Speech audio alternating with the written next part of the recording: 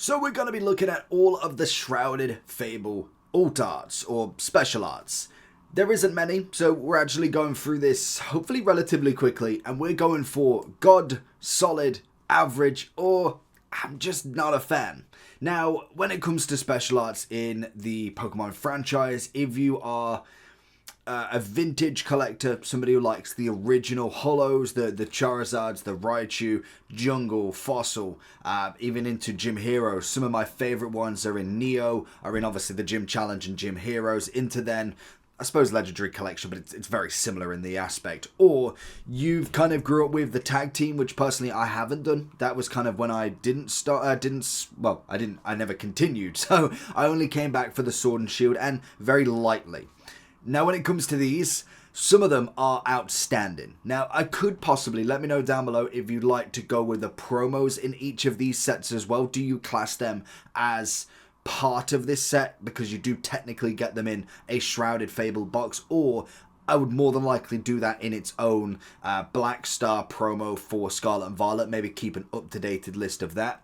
If we're going straight into it, my personal favourite of this, and I will kind of announce to you that my pronunciations on a lot of things, I'm just going to go a lot of it's and that, to be honest, but Houndoom, oh, what a card. That is one I absolutely want. And it may not be that good to the eyes, to be honest. It's kind of just, it's the Pokemon itself. He was one of my first hundos on Pokemon Go, because I came back again to that, late to the party. But in terms of that card, it is absolutely beautiful. So that is an 100% understatement for him.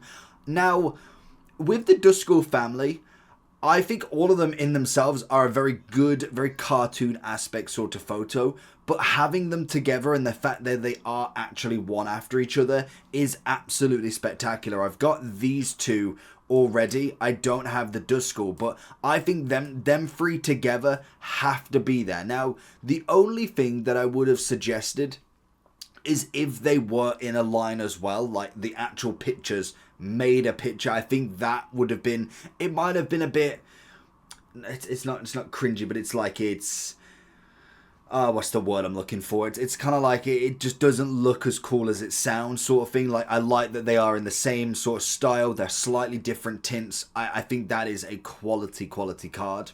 If we're then looking at Tapu Bulu, to be honest, average in my opinion. I don't see it as anything crazy. It's a nice card, but we've got to give the props to what it is. Same as someone like a Horsey. Solid card design. I don't know if I'd quite go God tier, but absolutely solid on it. Cresselia, again, I'd probably, to be fair, I'd probably go more of a not a fan. Like, it's a nice card, but it definitely could have been better. When you got the likes of this Persian, like that's a stunning card right there. It's the same as kind of like Beware. Some people will like it more. I think it's a solid design. It's got the nice lighting on it. Obviously, it's meant to look massive. It's a very Beware-esque sort of photo, and depending on the different illustrator, will give you a different sort of pattern on the card. It's the one thing I like, that it's not just, I suppose it could never just be one person with the amount of sets they bring out, but the fact that if every Pokemon card was designed by one team or one person that work on it collectively, I like that there's different styles. Like, you can tell the different style between something like this and the Houndoom and then the Persian. The Persian, it's an unbelievably nice card.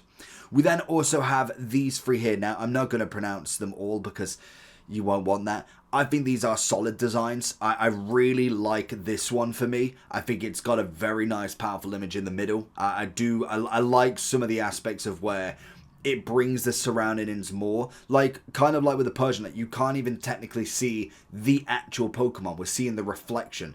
It's the art of it. Whereas I think with these two, I think maybe in person as well might be a little bit different. Again, that can have a massive impact on the card. How the actual shine of the card works, that can definitely take a card from just a normal average card to like, okay, I underrated this one. When it comes to the people, I mean, it's very standard. I'm not necessarily the biggest fan. I think they look okay. Like, to be fair, the computer design's nice. It's decent, but it's not something, even though half of the time they are the ones that are worth more. Like, I kind of like this one. I think this one is solid. Like, that I like. When it comes to just being the standard, it's like, okay, well, it just is what it is, isn't it? There's nothing crazy on that card. I'm more these, like, especially like the Trainer Gallery, the alt arts. They're personally my fan favorite now.